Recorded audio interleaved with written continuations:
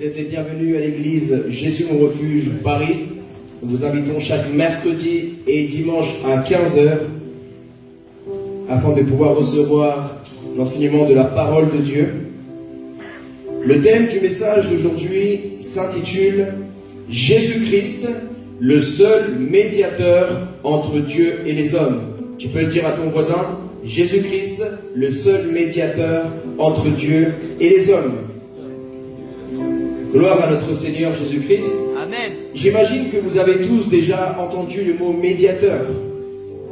Et nous utilisons cela, nous aimons bien utiliser ce mot-là quand nous allons apporter la bonne nouvelle, faire connaître le Seigneur Jésus. Mais vous êtes-vous déjà posé la question, qu'est-ce qu'un médiateur? Quel est le rôle d'un médiateur dans la société? Quelle est la mission? Parce qu'il y a des gens, leur métier est d'être médiateur. Par exemple, dans les quartiers sensibles, le gouvernement embauche des médiateurs.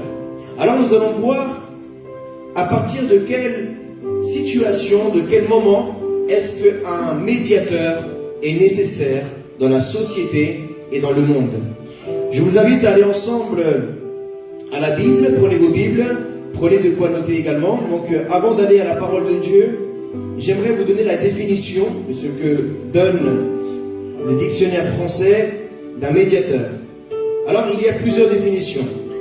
Un médiateur est une personne qui s'entremet pour résoudre un conflit et faciliter un accord. Donc, une personne qui s'entremet pour résoudre un conflit et faciliter un accord. Il y a aussi le médiateur de la République, une autorité indépendante chargée de résoudre des désaccords entre les particuliers et l'administration. Un médiateur est une personne physique qui intervient pour faciliter une communication ou rétablir une relation. En latin, le mediator est un intercesseur, un entremetteur. Le mot latin mediator est lui-même dérivé de medius, médiateur, formé sur la racine med, se trouve d'un bout l'autre du domaine indo-européen ou un sens de penser, réfléchir. Donc, nous allons voir ce que la parole de Dieu nous enseigne par rapport au médiateur. Parce qu'aujourd'hui, le thème est Jésus-Christ est le seul médiateur entre Dieu et les hommes.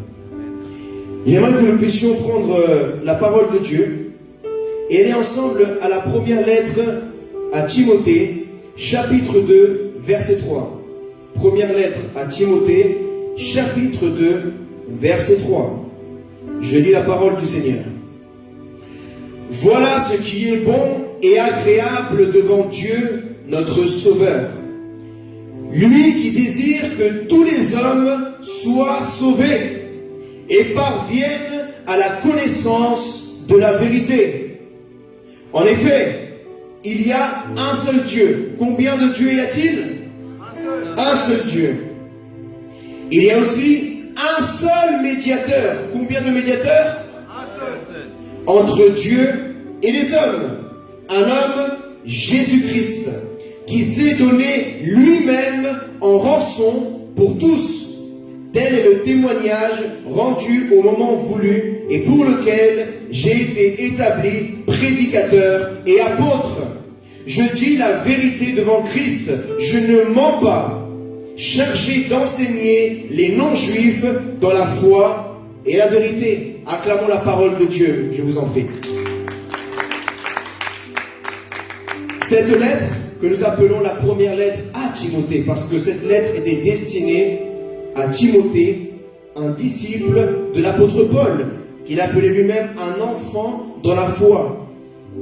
Alors nous allons décortiquer un peu ce passage. L'apôtre Paul, comme vous le savez, était un juif radical qui persécutait les chrétiens. Autrefois, il ne s'appelait pas Paul, il s'appelait Saul.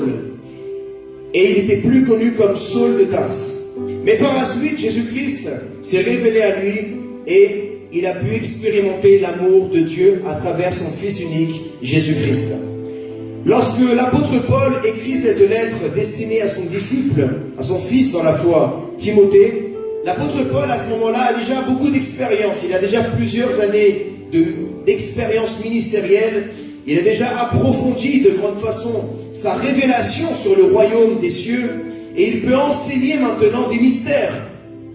Alors il commence par dire à son disciple, en gros, Timothée, mon fils dans la foi, voilà ce qui est bon et agréable devant Dieu. Je vous disais la dernière fois que lorsque Dieu trouve quelque chose bon, il le laisse ainsi. Comme au commencement, la Bible dit que Dieu dit que la lumière soit et la lumière fut. Et la Bible dit, et Dieu vit que cela était bon. Il le laissa ainsi. Mais quand il a fait l'homme, il a vu qu'il était seul, il a dit, il n'est pas bon pour l'homme d'être seul. Alors, quand quelque chose n'est pas bon aux yeux de Dieu, il ne le laisse pas ainsi. Et là, l'apôtre Paul, inspiré par le Saint-Esprit de Dieu, est en train de dire à son disciple Timothée, il dit, voilà ce qui est bon et agréable devant Dieu, notre Sauveur, lui qui désire que tous les hommes soient sauvés et parviennent à la connaissance de la vérité. Amen. Donc, ce que Dieu veut que nous fassions, nous, les chrétiens, les croyants, les enfants de Dieu, c'est que nous puissions sauver, gagner les personnes, les âmes. Il ne veut que personne ne périsse et que personne n'aille en enfer.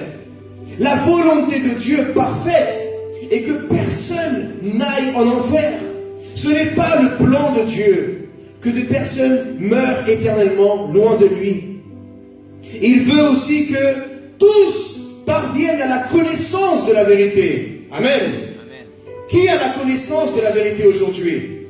Nous qui avons Jésus-Christ en nous. Pourquoi? Parce que Jésus-Christ est le chemin, la vérité et la vie. Amen. Amen. Donc si toi tu as la connaissance de Jésus, tu as la connaissance de la vérité.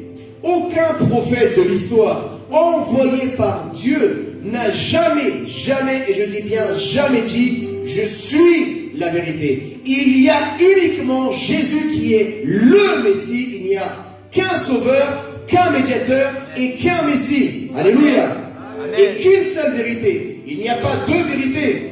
Une vérité ne peut pas se contredire. Voilà pourquoi aujourd'hui, nous allons aussi développer ce que certaines philosophies ou croyances ont voulu nous enseigner pendant des années, mais qui étaient contraires à l'enseignement de Dieu, le seul et unique Dieu, par son seul et unique médiateur, Jésus-Christ. La Bible dit qu'il n'y a qu'une vérité. Donc, il n'y a pas une autre vérité en dehors de Jésus-Christ. Je sais que ça peut paraître prétentieux. Peut-être nous aussi, lorsque nous étions non-croyants, nous voyons les chrétiens et le message de l'évangile comme quelque chose de prétentieux. Ah, ils prétendent, ces chrétiens, détenir la vérité. Mais en vérité, chaque croyance, et même dans la politique, et même dans la philosophie, dans les religions et dans les sciences, chacun pense avoir la vérité. Mais aujourd'hui, nous ne venons pas dire « nous sommes la vérité ». Non, nous ne sommes pas la vérité. Nous ne venons pas nous donner la gloire à nous. Nous ne venons pas donner la gloire à une philosophie, à une religion. Nous venons donner la gloire à notre Créateur. Amen. Parce que Jésus-Christ est la parole de Dieu. Et Dieu n'a qu'une seule parole. Amen. Dieu n'a qu'une seule parole. Sa parole, c'est Jésus-Christ. Dieu n'est pas comme nous. Nous les hommes, malheureusement, même si nous voulons avoir une seule parole, nous restons des hommes. Et parfois, il est possible que nous disions aujourd'hui oui et demain non. N'est-ce pas? Parce que nous sommes des pécheurs. Mais Dieu n'est pas un pécheur. Il n'est pas un homme pour se contredire. Dieu a tout créé, l'univers, par son Fils Jésus-Christ. Dieu n'a pas créé l'univers par un autre intermédiaire que son Fils. C'est le seul médiateur. Le seul médiateur entre le Père et toute la création, c'est Jésus. Alléluia. L'intermédiaire n'est pas Moïse. L'intermédiaire n'est pas Mohamed. L'intermédiaire n'est pas Marie, bien qu'elle ait été une femme exemplaire. L'intermédiaire n'est pas Bouddha. L'intermédiaire n'est pas les politiques, droite ou à gauche. Non. La vérité, la seule vérité est Jésus-Christ. Et le seul médiateur entre Dieu et sa création est Jésus-Christ. Donc, le seul chemin qui mène à Dieu s'appelle Jésus-Christ. Et tous les prophètes et tous les êtres humains, les prédicateurs, les prédicatrices, devraient tous mener, pointer le doigt vers Jésus-Christ. Parce qu'aucun homme, ni aucune femme, ne peut nous sauver. Il n'y a que Dieu qui peut nous sauver, n'est-ce pas? D'ailleurs, l'apôtre Paul commence ce verset en disant « Ce qui est bon et agréable devant Dieu notre Sauveur ». L'apôtre Paul est en train de dire que le seul Sauveur est Dieu. Amen. Un prophète ne peut pas être ton Sauveur.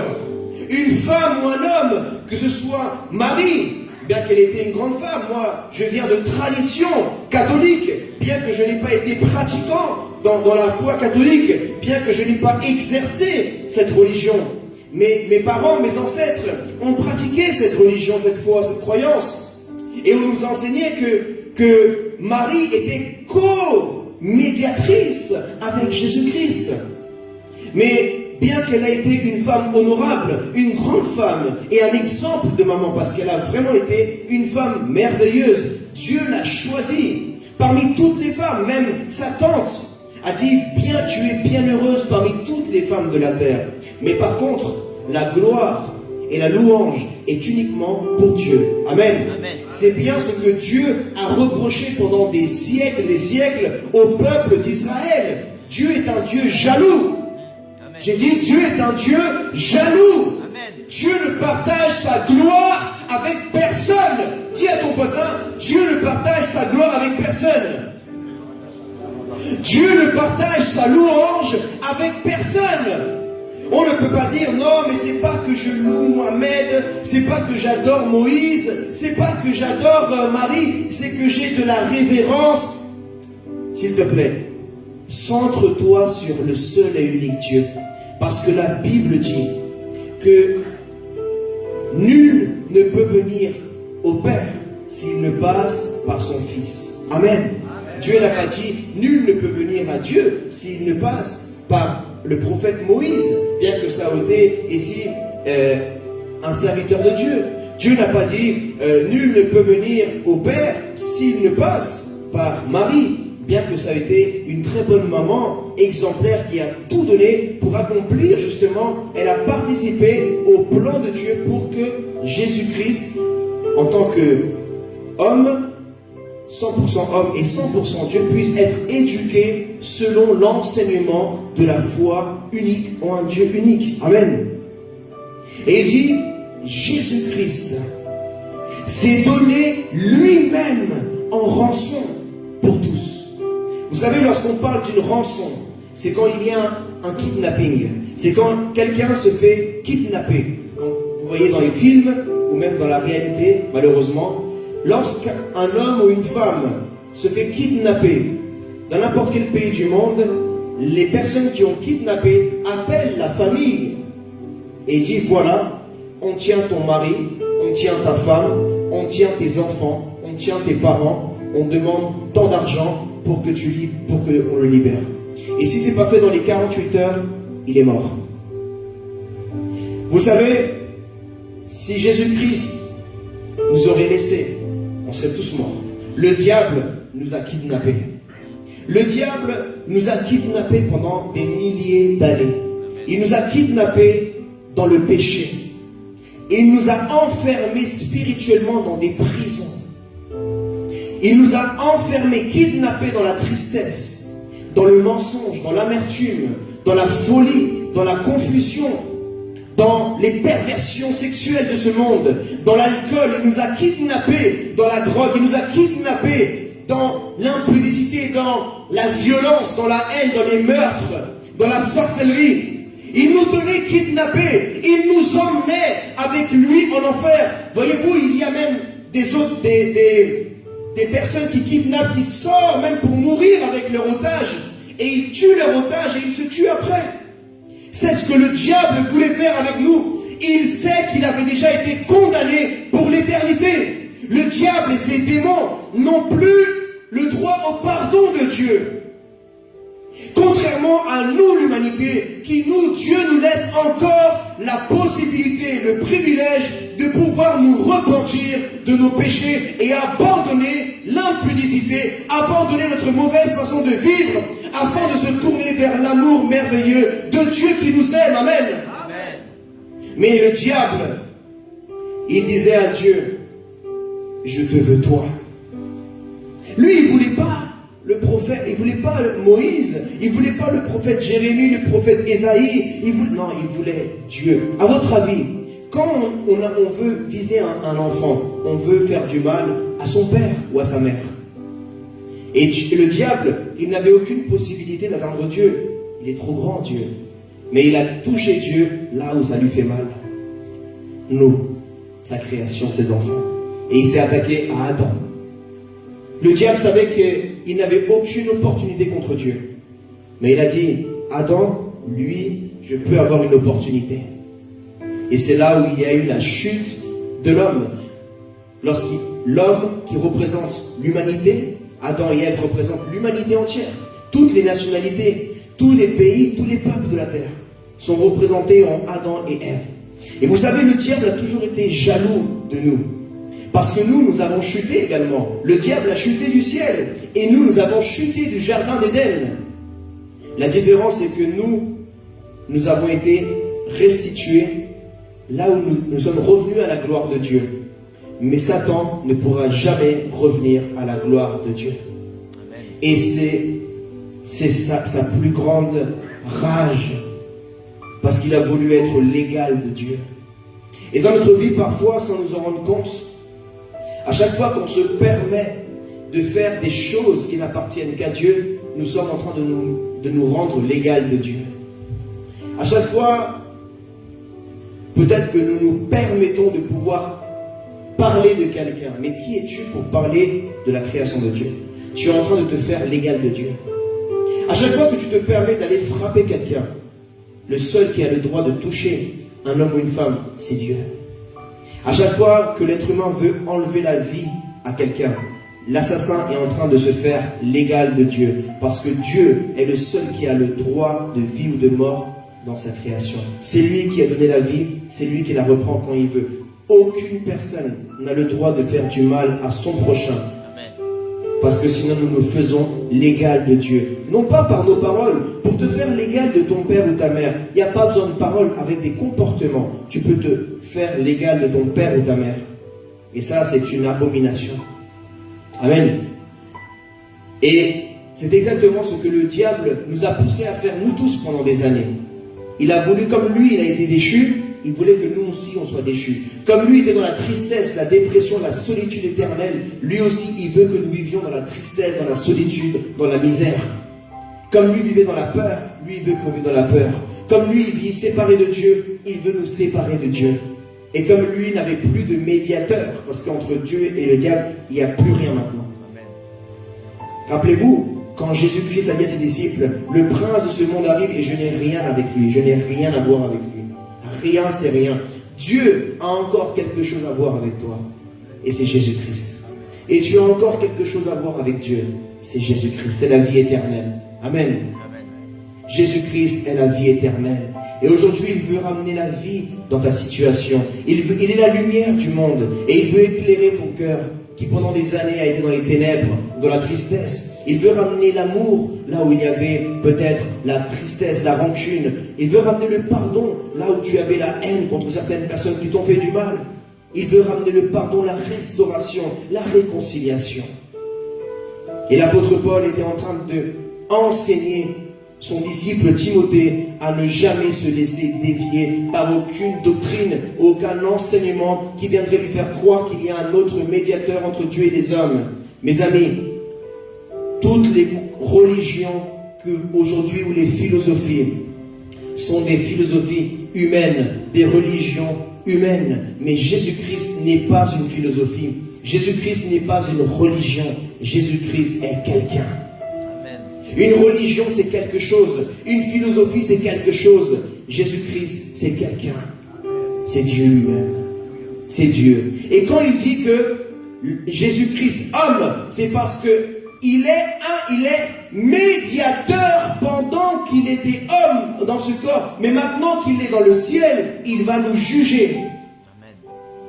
Parce que tant qu'il était dans sa première venue, il était en tant qu'agneau, en tant que médiateur.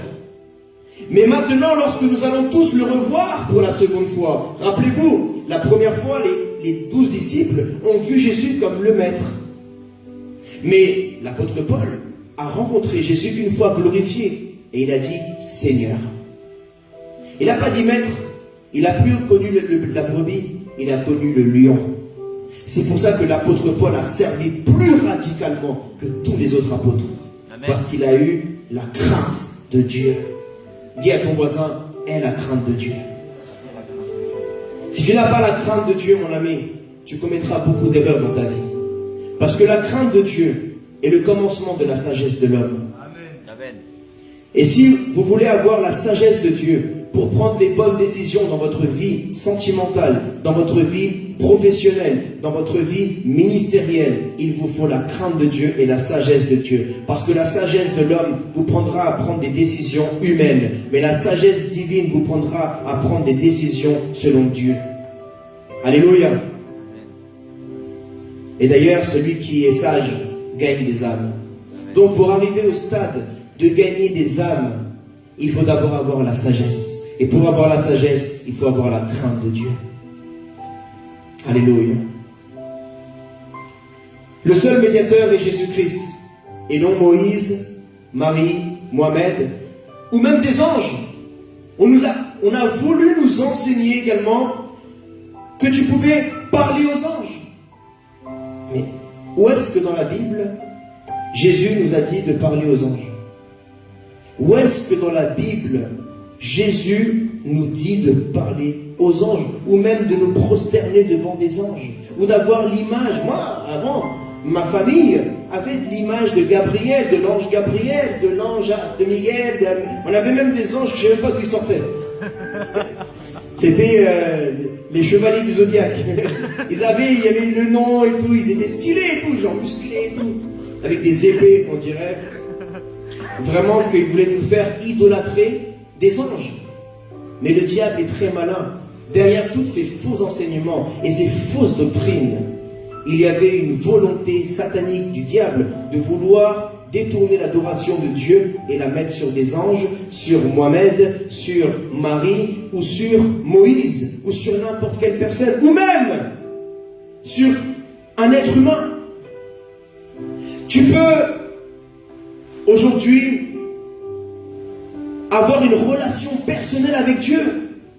C'est pas comme avant que pour prier, tu peux, même sans moi, tu peux t'adresser à Dieu.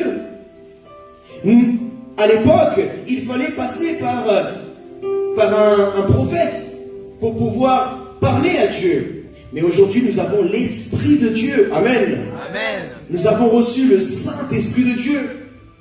Tu n'as plus besoin maintenant pour exprimer ton adoration, de faire un sacrifice, parce qu'avant, même pour l'adoration, il y avait un intermédiaire qui était le sacrifice d'un animal. Maintenant, c'est fini. Le sacrifice éternel, c'est Jésus-Christ à la croix. Amen. Et tu n'as plus besoin d'un homme comme un pasteur, comme le pape, comme un prêtre, comme un rabbin, comme un imam pour t'adresser à Dieu. La Bible dit, ferme la porte de ta chambre et cherche Dieu le Père dans le secret. Amen. Alléluia. Amen. Tu peux avoir une relation personnelle avec Dieu.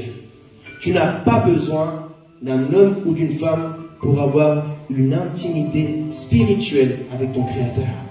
Ou d'un rituel. Non. Il n'y a aucun rituel que tu dois te prosterner vers la Mecque, ou que tu dois te prosterner vers Jérusalem, ou que tu dois te prosterner vers le Vatican. Non.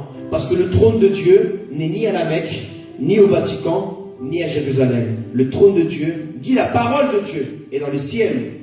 Et la terre est son marchepied. Alléluia. Amen. Se prosterner vers un lieu est une idolâtrie. Se prosterner vers une direction, c'est une idolâtrie. C'est une idolâtrie. Parce que notre prosternation doit être uniquement vers Dieu qui est dans le ciel. Il n'y a aucun lieu médiateur entre le trône de Dieu et les hommes. Comment pouvons-nous dire qu'il y a un lieu plus important que le trône de Dieu? C'est un blasphème de dire qu'il faut se prosterner en direction de la Mecque, ou en direction de Jérusalem, ou en direction du Vatican. Dieu n'est pas à la Mecque, Dieu n'est pas au Vatican, Dieu n'est pas à Jérusalem. Dieu vit en toi, dans ton cœur. Dieu, il regarde ton cœur, et ton cœur doit être en direction du cœur de Dieu. Amen. L'évangile selon Jean, au chapitre 14, verset 13, nous enseigne: tout ce que vous demanderez en mon nom, au nom de qui? Au nom de Jésus. Est-ce que Marie a dit: tout ce que vous demanderez à Dieu en mon nom, je vous le donnerai? C'est où dans la Bible? Peut-être si quelqu'un me dit: voilà le verset, et je dis: ah là, franchement, tu avais raison. Mais non. Dans la Bible, il n'y a aucun endroit où Marie a dit aux gens: tout ce que vous demanderez à Dieu en mon nom, je vous le donnerai. Non. Moïse n'a jamais dit à Dieu, n'a jamais dit aux Juifs: tout ce que vous demanderez à Hachem, tout ce que vous demanderez à Adonai, en mon nom, je vous le donnerai. Non, Moïse n'avait pas l'autorité ni la capacité pour faire cela. Mohamed n'a jamais dit aux musulmans: tout ce que vous demanderez à Allah en mon nom, je vous le donnerai, parce que Mohamed n'avait pas l'autorité ni la capacité de faire cela. Seul Jésus-Christ, qui est la parole de Dieu, et la parole de Dieu est créatrice. La parole de Dieu n'est pas création de Dieu. La parole de Dieu est Dieu. Elle est créatrice. Voilà pourquoi Jésus-Christ est Dieu le Fils. Il est l'image du Dieu invisible, mais pas le blond aux yeux bleus que vous voyez à Hollywood. C'est pas celui-là l'image que Dieu vous montre. C'est sous sa gloire quand nous allons le revoir. Amen. Quand il reviendra à la fin des temps. On ne connaît ni le jour ni l'heure. Si quelqu'un te dit: Dieu m'a dit tel jour, telle heure, ne le crois pas, parce que la Bible dit: il viendra comme un voleur le jour et l'heure où on s'y attend le moins. Alors si tu t'attends à un jour, sache qu'il ne viendra pas ce jour-là, parce que tu t'y attendais. Et sinon, ça serait contredire la parole de Dieu. Tu dois vivre chaque jour comme si c'était le dernier. Vis chaque jour comme si c'était ton dernier jour. Ne dis pas: ah, demain je me réconcilierai avec mon père ou ma mère, demain je me réconcilie avec cette personne. Demain, qui t'a dit que tu allais être vivant demain? Qui t'a dit que tu allais être vivant demain? N'attends pas demain pour dire: ah, demain je serai romantique avec ma femme, demain je demanderai pardon à mon mari. Non. Qui t'a dit que tu allais être vivant demain? Qui t'a dit ça? Ou, dis-moi. C'est comme cet homme qui disait: je vais manger, boire, jusqu'à ce que, voilà, il a dit: je vais vivre et je vais gaspiller tout ça. Mais qui t'a dit? Il a dit: insensé, je viendrai chercher ton âme ce soir. Quand vous priez, demandez au nom de Jésus et non au nom des anges. Ne demande pas au nom des anges, non, à Dieu au nom de Jésus. Amen. Amen. Il y a un seul Dieu, il y a un seul médiateur, son Fils, Dieu le Fils, Jésus-Christ le Messie. L'évangile selon Jean, chapitre 17, verset 1. Le Seigneur Jésus-Christ, pour vous expliquer ce contexte, le passage, il avait déjà exercé le ministère pendant plusieurs années. C'est ça, sa dernière prière qu'il a faite devant la multitude et les disciples, et il a dit: après ces paroles, Jésus leva les yeux vers le ciel et dit: Père. Comment il appelait Dieu, Jésus? Est-ce que Dieu peut être Père? Oui, Dieu est un Père. Dieu est le Père. L'heure est venue. Révèle la gloire de ton Fils. La gloire de qui? Est-ce qu'il a dit révèle la gloire de Marie? Est-ce qu'il a dit révèle la gloire de Mohamed? Est-ce qu'il a dit révèle la gloire de l'ange Gabriel? Est-ce qu'il a dit révèle la gloire de Moïse ou de Bouddha? De personne. Il a dit révèle la gloire de ton fils. Tu lui as donné pouvoir sur tout être humain. Est-ce que Dieu a donné pouvoir à quelqu'un d'autre en dehors de Jésus? Non. Afin qu'il accorde la vie éternelle à tout ce que tu lui as donné. Est-ce que Dieu a donné des âmes à un autre personnage, une autre personne en dehors que Jésus? Non. Est-ce qu'un autre prophète ou une autre personne, homme ou femme, peut donner la vie éternelle? On ne peut pas donner ce qu'on n'a pas. Il n'y a uniquement que Jésus qui est la vie, qui peut donner la vie éternelle. Amen. Or, la vie éternelle, c'est qu'ils te connaissent, toi, le seul vrai Dieu, et celui que tu as envoyé, Jésus-Christ. J'ai révélé ta gloire sur la terre. J'ai terminé ce que tu m'avais donné à faire. Point. J'ouvre une parenthèse. Est-ce que toi, aujourd'hui, tu peux faire cette prière? Est-ce que toi, aujourd'hui, tu serais capable de dire j'ai fait connaître ta gloire sur la terre. J'ai terminé ce que tu m'avais donné à faire. Est-ce que tu as même commencé à faire ce que Dieu te demande de faire? Si beaucoup meurent aujourd'hui, beaucoup de chrétiens ne pourraient même pas prier. J'ai commencé à faire ce que tu m'avais demandé à faire.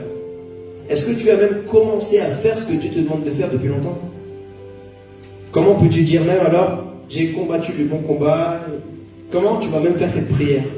Comment tu vas dire à Dieu j'ai accompli sur terre ce que tu m'avais demandé de faire? Combien d'âmes as-tu évangélisé? Combien de pauvres as-tu donné à manger? Combien d'orphelins as-tu aidé? Combien d'étrangers as-tu reçus chez toi ou bien as-tu aidé? Combien de prisonniers es-tu parti visiter en prison? Combien de malades es-tu parti voir? C'est ça avoir un grand ministère. Amen. Amen. Un grand ministère, c'est servir beaucoup Dieu. C'est avoir un grand cœur. C'est ça avoir un grand ministère. Un grand ministère, c'est pas avoir beaucoup de vues sur les réseaux sociaux. Un grand ministère, c'est avoir un grand cœur pour son prochain. On n'a pas dit, je reconnaîtrai que vous êtes mes disciples au nombre de followers que vous ayez sur Instagram, ou sur Facebook, ou sur YouTube. On a dit, je reconnaîtrai que vous êtes mes disciples à l'amour que vous avez les uns envers les autres. Amen. Concentre-toi plus sur ton cœur que sur ton réseau social. Parce que devant Dieu, il n'y aura pas ton compte internet. Par contre, ton cœur, il sera là devant le Seigneur. Or, la vie éternelle, c'est qu'ils te connaissent toi, le seul vrai Dieu, et celui que tu as envoyé. Maintenant, Père, révèle toi-même ma gloire auprès de toi. C'est qui révèle la gloire de Jésus? C'est lui-même qui révèle sa gloire ou c'est Dieu? C'est Dieu qui a révélé sa gloire. C'est pas lui-même qui s'est révélé sa gloire lui-même. C'est Dieu, le Père, qui a révélé la gloire de son Fils. Amen. Ce n'est pas à toi de te révéler ta propre gloire. C'est à Dieu, le Père, de le faire. Lorsque tu marches dans l'obéissance de ce qu'il te demande de faire. J'entends plus de Amen. Amen. Il dit, révèle la gloire que j'avais auprès de toi avant que le monde existe. Je t'ai fait connaître aux hommes que tu m'as donnés du milieu du monde. Ils étaient à toi et tu me les as donnés. Waouh! Est-ce que Dieu a donné des âmes à d'autres personnes? Non. Maintenant, ils savent que tout ce que tu m'as donné vient de toi. En effet, je leur ai donné les paroles que tu m'as données. Ils les ont acceptées et ils ont vraiment reconnu que je suis sorti de toi. Et ils ont cru que tu m'as envoyé. Alléluia. Amen. Qui d'autre en dehors de Jésus est sorti de Dieu? Personne. Mohamed n'est pas sorti de Dieu, il est sorti d'une grotte. Moïse est sorti d'une montagne avec un arbuste. Marie, elle aussi, elle n'était pas sortie de Dieu. Parce qu'ils sont des êtres humains qui viennent de la nature adamique. Mais Jésus, il est descendu du ciel. L'Esprit de Dieu est descendu directement du ciel. Et il est venu dans le ventre de Marie, que certains connaissent comme Myriam. Alors seul celui qui vient de Dieu connaît Dieu. Alors si nous devons vraiment croire quelqu'un, c'est Jésus qui est le seul qui est venu du ciel. Aucun autre prophète, aucun autre personnage historique ne vient du ciel comme Jésus vient du ciel.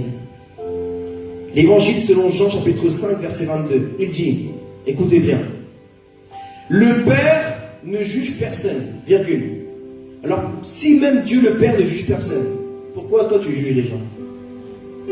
Demande à ton voisin, vas-y, les parents, dis-lui, pourquoi tu juges les gens si même Dieu ne juge pas les gens? Vas-y, dis-lui à ta fiancée, à ton fiancé, à ton ami, dis-lui, pourquoi même toi tu oses faire quelque chose que même Dieu ne fait pas? C'est même pas l'égal de Dieu, tu veux te faire même plus grand que Dieu même. Là, c'est pire que le diable. Parce que même le diable n'a pas essayé d'être plus qu'il s'est fait l'égal de Dieu. Mais quand nous, on fait quelque chose que même Dieu ne fait pas, tu veux te faire même plus grand que Dieu. Donc toi, tu es plus grand que Dieu. Même Dieu qui a toute la possibilité, la capacité de juger quelqu'un, il ne le fait pas. Pourquoi Dieu a envoyé son Fils? Pour vous juger? Pour vous condamner? Ou pour vous aider? Pour vous sauver? Pour vous sauver. Toi, ton ministère, c'est le ministère de jugement, le ministère de la condamnation, le ministère d'appeler les gens pour dire il a fait ça, il a fait ça. Ou plutôt le ministère de la réconciliation, comme Jésus. Au lieu d'être entre deux personnes pour rabaisser un autre, pour l'humilier, pour lui gâcher sa réputation, alors que même toi, tu as des grandes erreurs dans ta vie, tu traînes des casseroles depuis des années. Même Jésus, qu'il connaît tout sur tout le monde, il aurait pu dire à Dieu le Père, non, j'avoue, Dieu, mon Père, ils ont déconné. Ils avaient qu'à pas pécher. Ils avaient qu'à pas désobéir. Ils payent la conséquence de leurs actes. C'est la justice de Dieu. Non, un médiateur. Il n'est pas là pour rabaisser quelqu'un d'autre. Un médiateur, si tu as vraiment l'esprit de Christ en toi, tu n'es pas là pour humilier quelqu'un. Tu n'es pas là pour rabaisser quelqu'un. Tu es là pour élever les gens. Amen. Tu n'es pas là pour pointer du doigt et l'humilier, le rabaisser. Mais tu es là pour lui tendre la main, pour le relever, l'aider à se lever comme à la guerre. Porte ton frère soldat, porte ta sœur soldat et ramène-le sous la tente, dans le refuge, pour que Jésus la restaure, pour que Jésus le guérisse. Amen. L'apôtre Paul dit, ce n'est plus moi qui vis, c'est Christ qui vit en moi. Soyez imitateurs de moi comme je le suis du Christ. Donc toi, tu dois être imitateur de Jésus-Christ. Si toi-même, tu es là, tu es un fils, et tu vois que ta maman, elle a des problèmes avec tes sœurs, ou ton père a des problèmes avec tes frères, au lieu d'enfoncer ton père, au lieu d'enfoncer ta mère, au lieu d'enfoncer tes frères et sœurs, de les rabaisser, d'appuyer encore plus, non, dis, je veux arranger les choses. Amen. Je veux être un instrument de Dieu pour réconcilier ma famille, pour réconcilier mon père et mes frères, pour réconcilier ma mère et mes sœurs, pour réconcilier les couples, pour réconcilier les personnes, les musulmans avec Jésus-Christ, les juifs avec Jésus-Christ, pour réconcilier les athées avec Jésus-Christ. Parce que si Jésus-Christ est le médiateur entre Dieu et les hommes, alors toi tu es le médiateur entre Jésus-Christ et les hommes. Ramène les gens à Jésus et laisse que Jésus les ramène à Dieu le Père. Amen.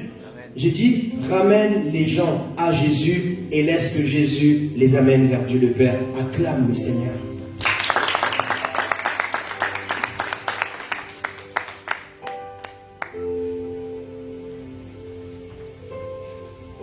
Même quand tu pries pour un malade, Jésus a dit, guérissez les malades. Il n'a pas dit prier pour les malades. Il a dit, guéris les malades. Bien sûr. Mais tu ne guéris pas un malade au nom de Marie. Tu ne vas pas invoquer l'ange Gabriel pour guérir un malade. Tu ne vas pas dire, je te guéris au nom de Michel Archange. Je te guéris au nom de Marie-Joseph. Je te guéris au nom de Mohamed. Je te guéris au nom de Moïse. On dit, je te guéris au nom de Jésus-Christ.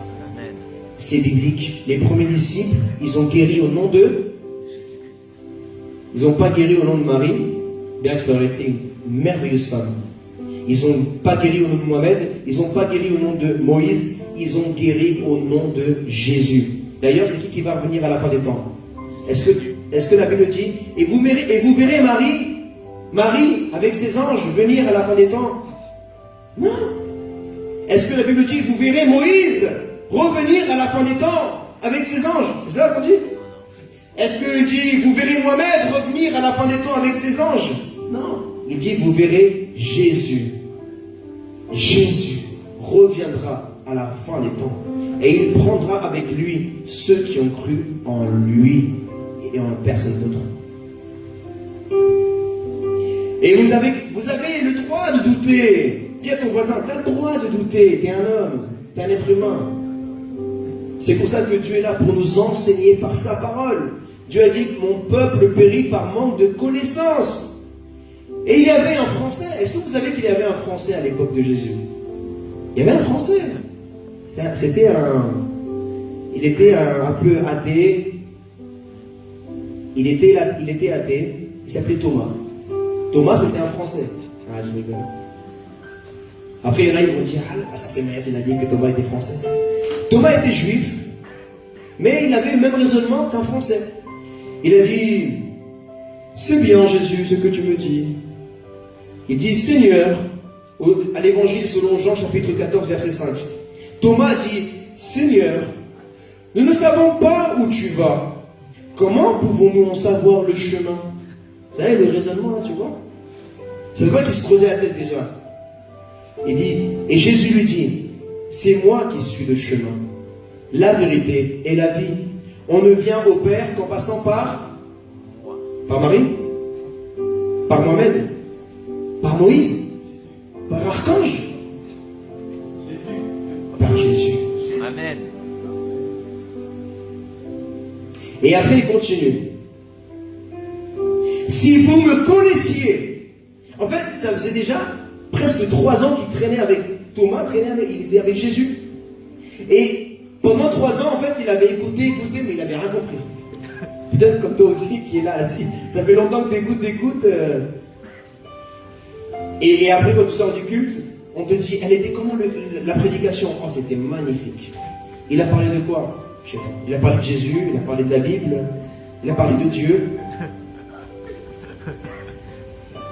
Alors Thomas, et alors il a dit à Thomas, si vous me connaissiez, vous connaîtriez aussi mon Père. Et dès maintenant, vous le connaissez et vous l'avez vu. Waouh! Jésus, il a dit, celui qui m'a vu a vu le Père. Ça, c'est de la viande, c'est le beefsteak, ça, quand même. Hein? Philippe lui dit, alors il y a un autre, il est venu se souvenir. Il dit, Philippe, Thomas, t'inquiète, t'es pas tout seul. Seigneur, montre-nous le Père, et cela nous suffit. Jésus lui dit, il y a si longtemps que je suis avec vous, et tu ne me connais pas, Philippe. Celui qui m'a vu a vu le Père. Comment peux-tu me dire, montre-nous le Père? Waouh. Ne crois-tu pas que je suis dans le Père et que le Père est en moi? Les paroles que je vous dis, je ne vous les dis pas de moi-même. C'est le Père qui vit en moi. Il vit où? À Jérusalem? À la Mecque? À Vatican? Il vit en moi. Alors où est-ce que Jésus vit? En toi, dans ton cœur. Le Saint, le Père et le Fils viennent faire demeure en toi, le Saint-Esprit.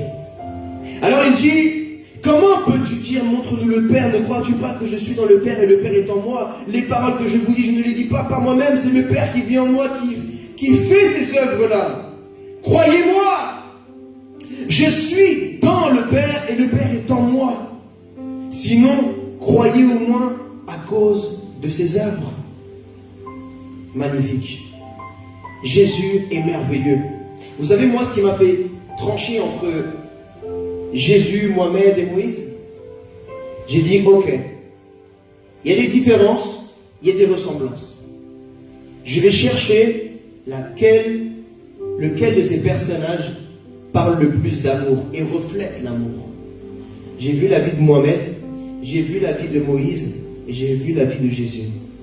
J'ai remarqué que Mohamed a versé du sang de son prochain. Moïse, il a aussi versé le sang d'un Égyptien.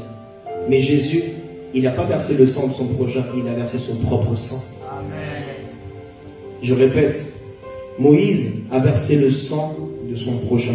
Mohamed a versé le sang de son prochain. En gros, Moïse avait déjà tué quelqu'un. Mohamed a tué quelqu'un.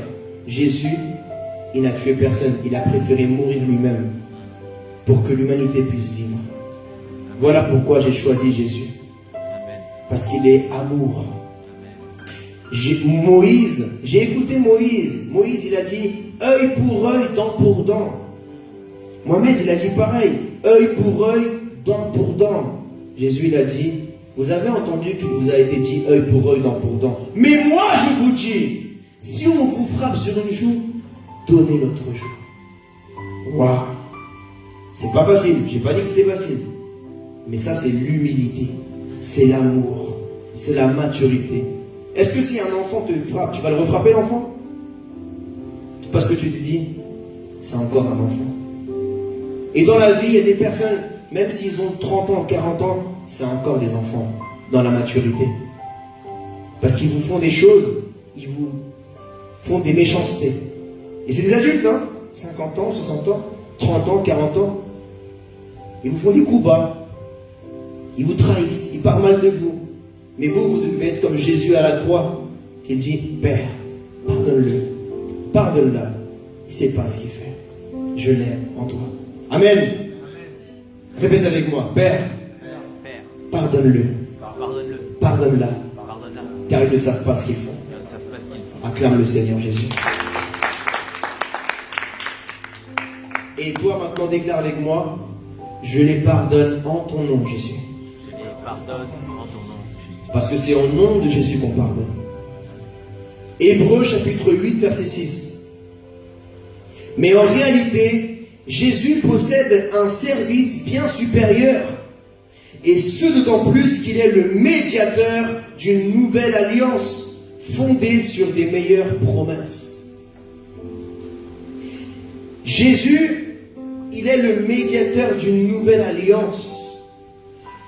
Autrefois, Moïse était le médiateur de la première alliance par la loi. Mais Jésus est le médiateur d'une nouvelle alliance par la grâce et la foi. Vous savez, Moïse, il n'est pas venu pour les autres peuples. Moïse, il est venu pour les Juifs. Il n'est pas venu pour libérer les autres peuples. Par contre, Jésus, et c'est pour ça que l'alliance qu'il y a dans l'Ancien Testament, ne nous concerne pas du tout. Toutes les choses que Dieu a demandé, il a donné à faire à Moïse, c'était aux Juifs qui parlaient. Dans une conversation, il y a deux interlocuteurs. Il y a Dieu qui a parlé et il y avait celui qui est récepteur. C'est le peuple d'Israël. Nous, on était des païens. Dis à ton voisin, tu étais un païen. Tu étais considéré comme impur pour le peuple d'Israël, pour les Juifs. Voilà pourquoi nous aussi, nous n'avions pas de médiateur. Moïse, ça n'a jamais été notre médiateur à nous, les autres milliards d'êtres humains. Notre médiateur à nous, Européens, Arabes, Africains, Asiatiques, Latinos, Antillais, les îles américains, notre médiateur, c'est Jésus-Christ. C'est une alliance plus grande, une famille plus grande. Et nous ne sommes pas liés par le sang d'un taureau, parce que c'est le sang d'un taureau qui a scellé l'alliance de la loi. Nous sommes maintenant liés par le sang de son Fils, Jésus-Christ. Parce que toute alliance est liée par du sang. L'alliance entre Dieu et nous, c'est l'alliance du sang de Jésus. Donc un médiateur doit payer un prix. Quand tu as un appel au ministère, quand Dieu t'appelle à le servir, sache qu'il faut payer le prix. Dis à ton voisin, tu dois payer le prix. C'est pas facile. Tu dois payer un prix. Tu dois renoncer à ton orgueil. Tu dois renoncer à tout ce que ton vieil homme te dit de faire.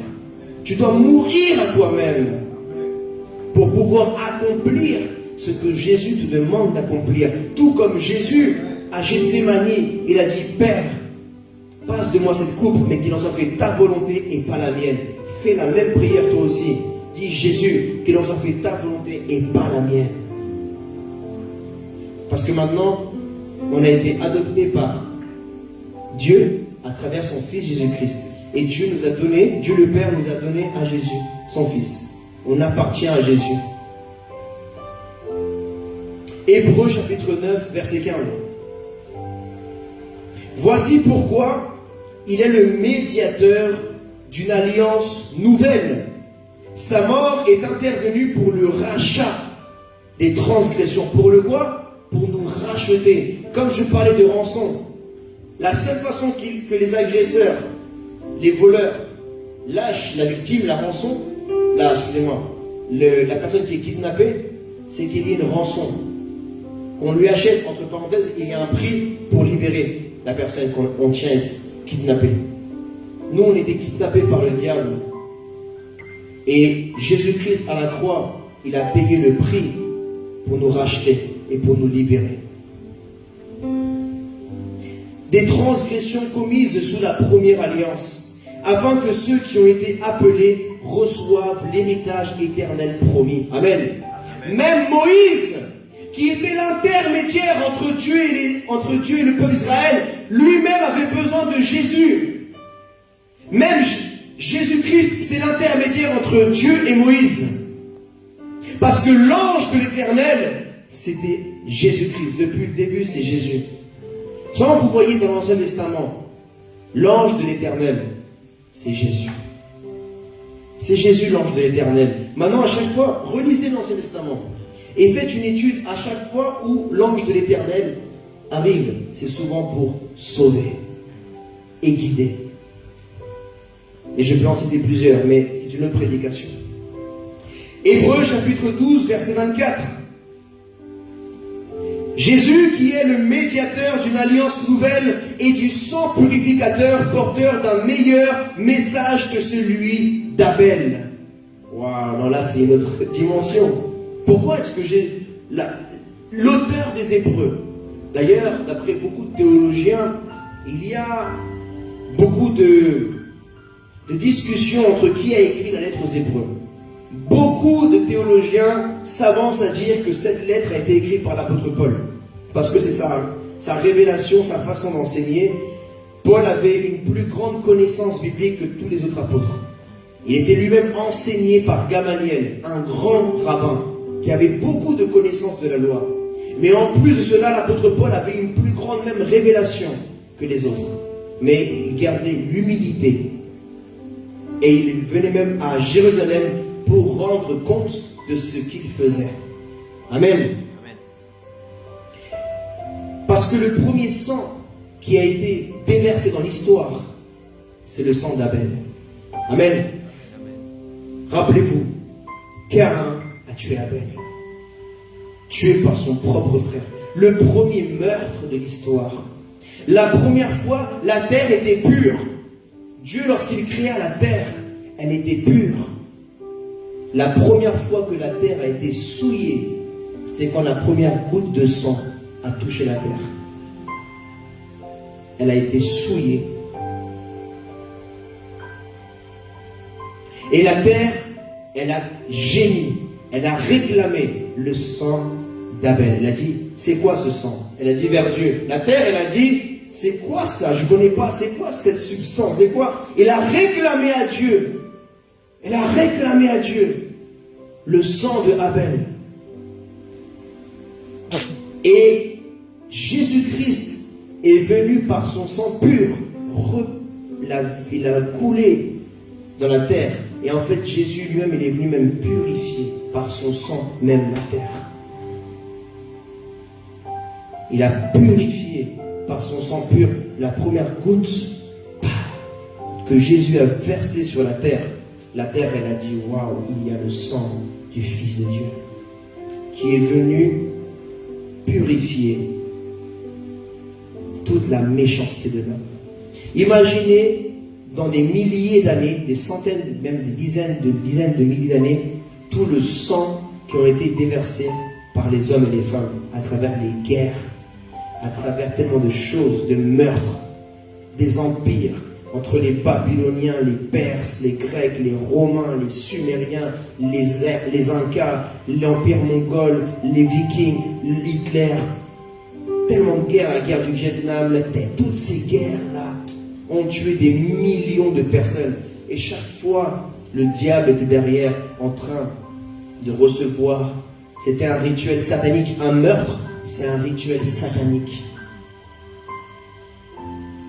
Même la fornication, c'est un rituel satanique.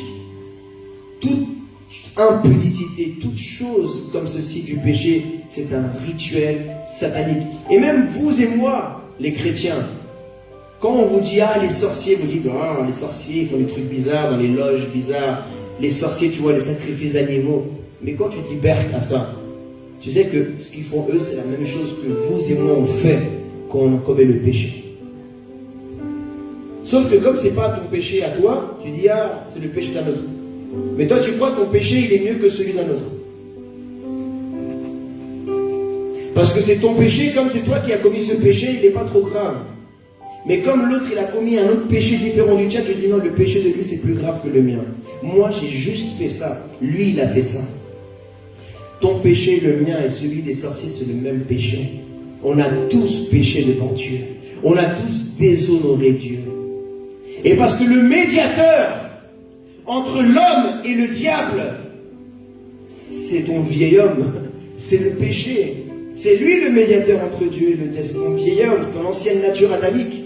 C'est le premier Adam. Et ton premier Adam, le premier Adam, ça représente ton ancienne nature. Donc, si le médiateur entre Dieu et les hommes, c'est Jésus, et l'ancien médiateur entre toi et le diable, c'est ton vieil homme qui a commis le péché, ta nature pécheresse, qui vas-tu suivre aujourd'hui? Ton ancienne façon de vivre, vas-tu retourner en Égypte? Ou vas-tu maintenant aller vers la liberté en Jésus-Christ? Vers qui vas-tu aller? Jésus-Christ. Amen. Acclamons le Seigneur Jésus. Levez-vous s'il vous plaît. Donc, quelle est la conclusion de ce message? Numéro 1, nous devons nous repentir. Si nous avons prié Dieu en utilisant d'autres noms, comme Mohamed, Moïse, Marie, des anges, ou même des saints, le seul saint, c'est le Saint-Esprit. Amen. Et si toi tu t'appelles saint, dans la Bible, il dit, et priez pour les saints, mais c'est ceux qui ont le Saint-Esprit. Les saints, ce n'est pas ceux qui sont morts. Ce n'est pas eux les saints. Comme on dit aujourd'hui dans l'enseignement catholique, qu'il y a Saint Paul, Saint Marc, et même certaines personnes sont appelées des saints. Non, mon ami.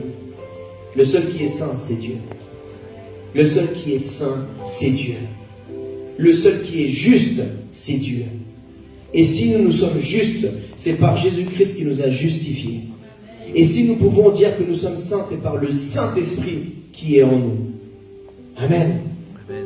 Alors ne passe plus par Saint Paul, ne passe plus par Saint Pierre, ne passe plus par Saint Luc, ou par Saint Thomas, ou par Saint Philippe, ou par Saint Lazare non plus. Passe par Jésus. Amen. Passe par Jésus. Premier point. Deuxième point. Toi, sois aussi un médiateur. Et pas un calomniateur. Pas un accusateur, parce que l'accusateur, c'est le diable, attention. Si tu deviens un accusateur dans la vie, tu pointes du doigt, tu n'es pas à l'image du Christ, tu es à l'image du diable. Et tu finiras comme le diable si tu continues comme ça. À parler mal des gens, à calomnier, à critiquer. C'est le diable qui accuse, qui rabaisse. Mais Jésus, il relève. Alors toi aussi, relève ton prochain, relève les autres. Et repens-toi aujourd'hui. Demande pardon à Dieu à travers cette prière que nous allons faire. Repens-toi de tout ton cœur. Tu dois te repentir. Tu dois abandonner la critique. Tu dois abandonner des calomnies des gens. Tu dois abandonner la critique, le jugement. Et tu dois devenir un médiateur. Dans ta famille, que ton cœur soit pour réconcilier les tiens, ta famille. Que ton désir soit toujours de te réconcilier avec ton frère, ta soeur, de te réconcilier avec les gens. Sois en paix avec tout le monde.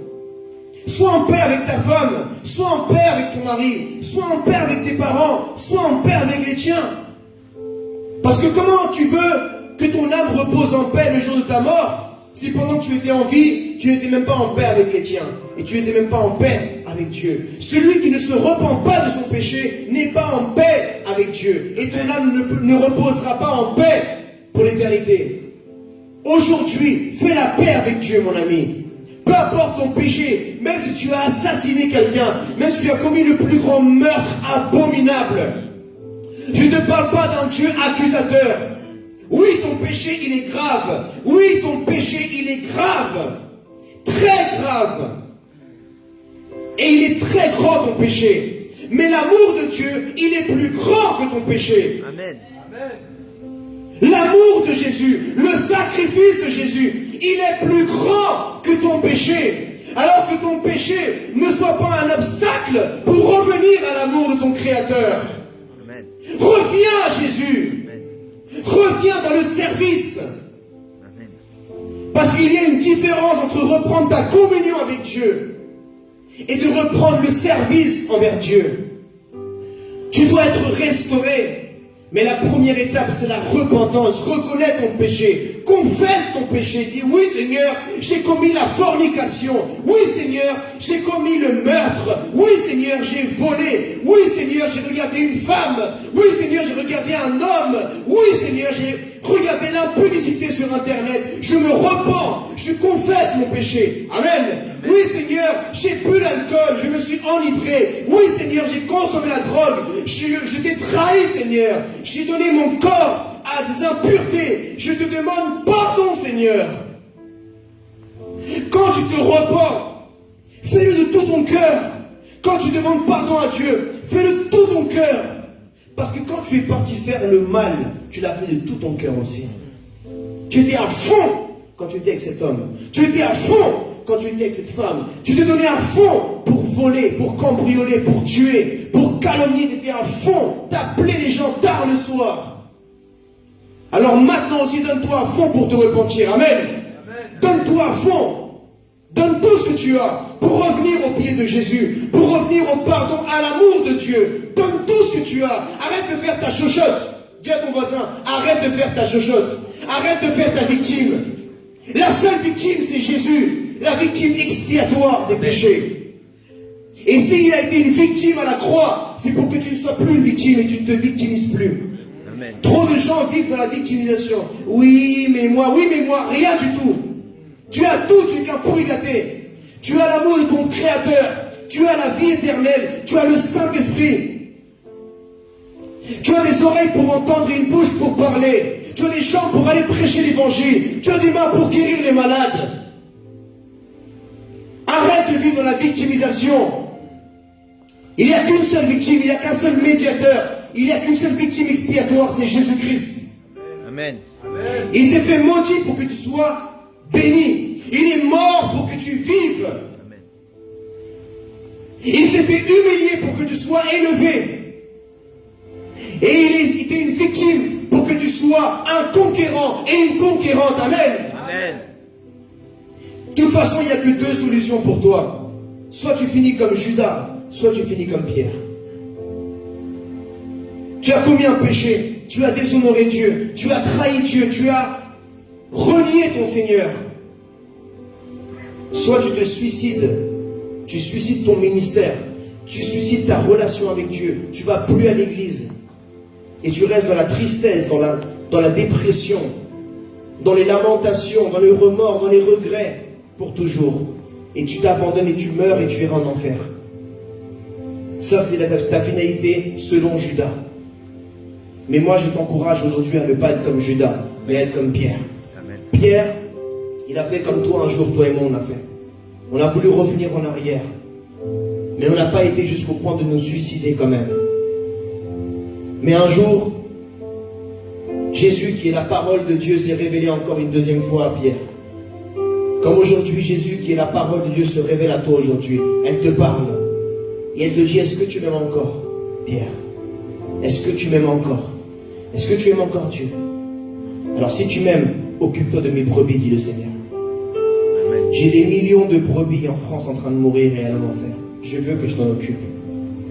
J'ai des millions de brebis dehors, dans la région parisienne, en Europe, en Afrique, en Asie, en Amérique du Sud, en Amérique du Nord, partout. Je veux que tu t'en occupes de mes brebis. Occupe-toi de mes brebis. Va paître mes brebis, donne la parole. Restaure-les, guéris la brebis blessée, guéris les malades. Ferme tes yeux. Répète avec moi cette prière de tout ton cœur. Seigneur Jésus-Christ, Seigneur Jésus-Christ, je viens devant toi en reconnaissant que je suis pécheur. je viens devant toi en reconnaissant que je suis pécheur. Je reconnais que tu es le seul médiateur entre Dieu, le Père et moi. Je reconnais que tu es le seul médiateur entre Dieu, le Père et moi. Jésus-Christ, Jésus-Christ, tu es le Fils de Dieu, tu es le Fils de Dieu, le Messie, le Messie, mon Seigneur et mon Sauveur. mon Seigneur et mon Sauveur. Ma vie t'appartient. Ma vie t'appartient. Je prends la ferme décision Je prends aujourd'hui la ferme décision aujourd'hui de me repentir. de me repentir. Je te demande pardon, Seigneur. Je te demande pardon, Seigneur. Je t'ai trahi. Je t'ai trahi. Je me suis moqué de toi Je me suis moqué de toi par mes actes par mes actes, et mes décisions. mes décisions. Je t'ai renié. Je t'ai renié. Mais aujourd'hui, Seigneur, Mais aujourd'hui, Seigneur, je me base sur ta parole je me base sur ta parole qui dit qui dit tout celui qui confesse son péché devant Dieu, celui qui confesse son péché devant Dieu, Dieu est bon et juste pour le pardonner. Dieu est bon et juste pour le pardonner. Et c'est au nom de ton Fils Jésus-Christ C'est au nom de ton Fils Jésus-Christ que je viens humilier, que je viens humilier, couvert par le sang précieux de Jésus, couvert par le sang qui précieux, me purifie qui me et me purifie, permet d'entrer dans ton lieu saint. me permet d'entrer dans ton lieu saint. J'ai besoin de toi, Seigneur. J'ai besoin de toi, Ne Seigneur. m'abandonne pas, je t'en Ne supplie. m'abandonne pas, je t'en supplie. Je reviens à toi. Je reviens à toi. Je me réconcilie avec toi. Je me réconcilie avec toi. N'efface pas mon nom N'efface pas du mon nom livre de la vie. du livre de la vie. Écris mon nom Écris mon nom et souviens-toi de moi et souviens-toi de moi le jour où tu viendras dans toute ta gloire. le jour où tu viendras dans toute ta gloire. Je te demande pardon, Saint-Esprit, Je te demande pardon, Saint-Esprit, pour t'avoir attristé. pour t'avoir attristé. Pardon Pardon pour les fois où j'ai jugé les autres, pour les fois où j'ai jugé les autres, où j'ai parlé mal des autres, où j'ai parlé mal où des j'ai autres, critiqué, où j'ai critiqué, où j'ai donné mon opinion dans des choses que je ne comprenais pas. où j'ai donné mon opinion dans des choses que je ne comprenais pas. J'ai péché à travers ma parole. À travers ma parole, J'ai menti, j'ai menti, j'ai insulté, j'ai insulté, je me suis moqué, je me suis moqué, j'ai eu des paroles perverses, j'ai eu des paroles perverses, impudiques. impudiques. Pardon, Pardon, Saint-Esprit, pardon, Saint-Esprit. baptise-moi, Baptise-moi, baptise-moi baptise-moi de ton feu. de ton feu, Saint-Esprit, Saint-Esprit. j'ai besoin de toi. J'ai besoin de toi. Commence à parler en langue là où tu es. Rebeketo robo soke baba yakando robo sheke rebrakanda. Ye baba sanda rabaya seke rebo bokondo. Robro kondo robo soke rebebe sonde rebe sheke reba bakando robo. Oh, Jesus.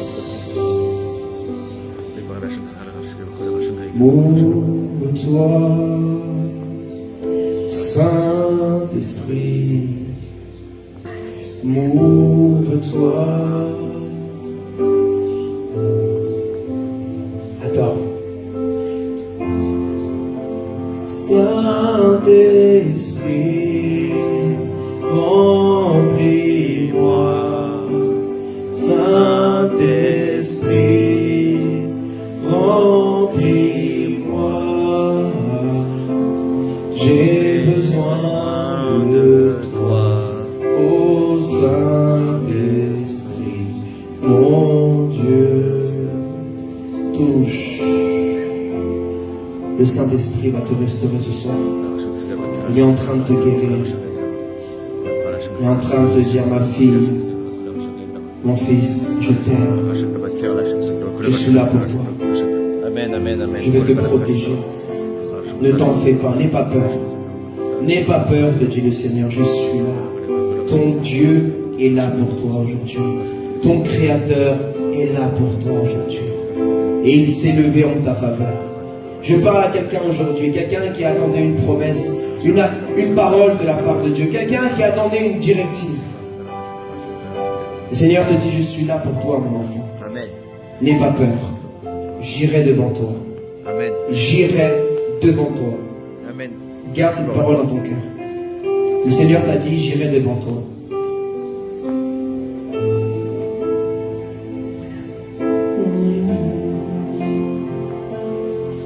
Jésus, Jésus. Tu es le médiateur, Seigneur Jésus. Tu es le médiateur, Seigneur Jésus. Mon médiateur entre Dieu et moi. Tu es le médiateur, Seigneur Jésus. Tu es le médiateur, Seigneur Jésus, entre Dieu et moi, le Père et moi. Tu es le médiateur, Seigneur Jésus. Tu es le médiateur, Seigneur Jésus, entre Dieu et moi, mon Père et moi. Oh, entre mon Père et moi, toi Jésus, mon médiateur, Jésus-Christ, mon Seigneur, ma vie t'appartient. Oh Jésus, adore-le. Mon Seigneur, chant nouveau, fais un chant nouveau. Oh Jésus, je t'appartiens. Oh Jésus, mon Seigneur, mon Sauveur, je t'appartiens. Oh Jésus, mon Seigneur, mon Sauveur, je t'appartiens. Tu es médiateur, Seigneur Jésus. Tu es le médiateur, Seigneur Jésus, entre Dieu et moi, le Père et moi. Tu es le médiateur, Seigneur Jésus. Tu es le médiateur, Seigneur Jésus, entre Dieu et moi, mon Père et moi. Oh Jésus, mon Seigneur, mon Sauveur, je t'appartiens. Oh Jésus, mon Seigneur, mon Sauveur, je t'appartiens.